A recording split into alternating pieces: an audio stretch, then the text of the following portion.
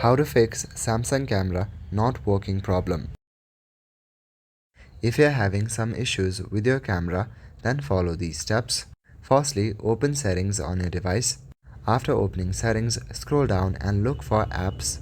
Once you see the apps option, click on it. Here you will see all the applications that are available on your device. Go to the search bar on the top and search for camera. After that, click on the camera app. Once you select camera, you will land to app info. Scroll down and under the section usage, you will see storage option. Click on storage and select clear cache at the bottom right corner. You can even click on clear data to clear all your data in camera. After you have done this, go back to your previous page and to your home page.